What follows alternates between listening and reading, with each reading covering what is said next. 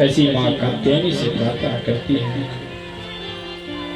और महाराज प्रातःकाल स्नान करने जाती थी, भगवान ने वस्त्र उनका चीरहरण किया और उनका मनोरथ पूर्ण करने के लिए वह भगवान से प्रार्थना करती है। क्या कहती है कि श्याम सुंदर ते दास्याम करवामतवोदितं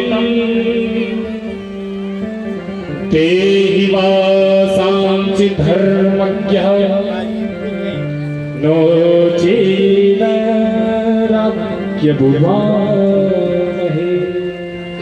श्याम सुंदर ते दास्याम, हे श्याम सुंदर, हे कन्हैया, हे मुरलीधर, हम तो आपकी दासियां हैं। देहि वासांसि, हमारे वस्त्र हमें लौटा दो। भगवान ने कहा गोपियों, तुम अधर्म के मार्ग पर चल रही हो, तुम गलत कर रहे हो। बोले महाराज क्या किया, हम वन में हैं, यहाँ कौन है? बोले तुम्हें क्या लगता है, तुम्हें कोई नहीं देख रहा है? तुम नग्न स्नान जल में कर रही हो। बोले महाराज इस वन में तो कोई नहीं है।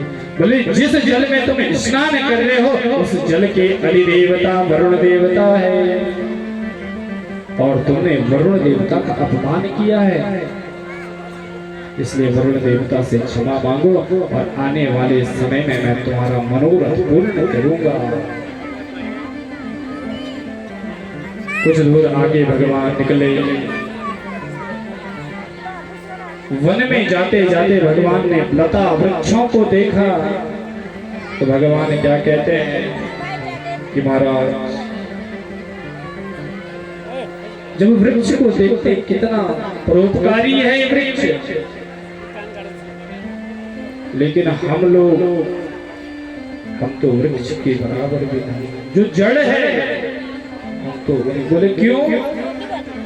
बोले स्वयं न खादन्ति फलानि वृक्षा, वृक्ष कभी अपना फल स्वयं खाता है?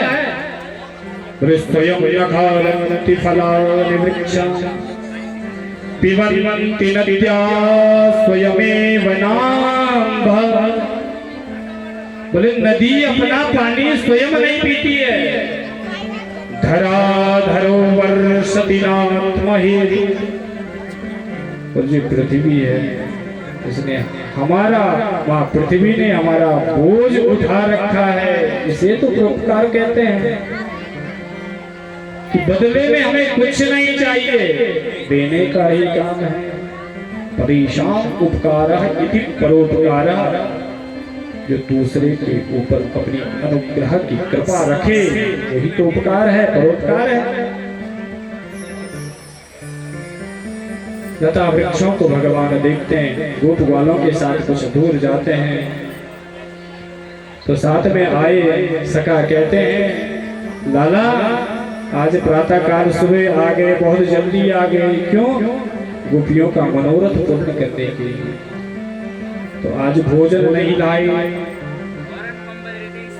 राम राम महावीर्य कृष्ण दुष्ट निवर्हण, ऐसा वेवादते क्षुण्णा तदापि कर्तुमर्हत। बोले हे कृष्ण कन्हैया, राम राम महावीर्य कृष्ण दुष्ट निवारण। बोले एक दुष्ट हमें बहुत परेशान कर रहा है। कन्हैया सावधान हुए। बोले कौन तुम्हें परेशान कर रहा है? बोले जो ब्रज के राक्षस थे वो तो आपने सब समाप्त कर दिए, लेकिन एक राक्षस अभी भी है जो हमें परेशान कर रहा है। बोले कौन है?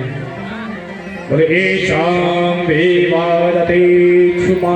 बोले जो क्षुधा है, भूख है, ये हमें परेशान कर रही है। और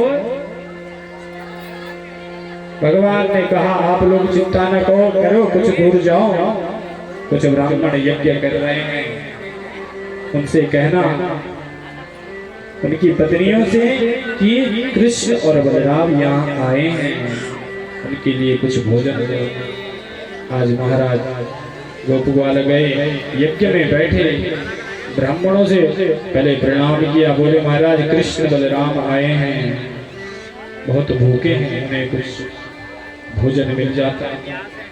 लेकिन ब्राह्मण भी अपने अहम में बैठे थे, ब्राह्मणों ने उस तरफ कोई ध्यान नहीं दिया। आज गोप ग्वाल वापस आए, भगवान से कहते हैं प्रभु हम तो गए थे। उन्होंने बोले किसके पास गए थे? बोले ब्राह्मणों के पास गए थे। बोले हमने तो आपको कहा था कि ब्राह्मण पत्नियों के पास जाना। एक बार दोबारा जाओ। ब्राह्मण पत्नियों के पास गए और कहा कि कृष्ण और बलराम आए हैं। स्वर्ण थाल में उन्होंने भोजन लाया, भगवान को पवाया। भगवान ने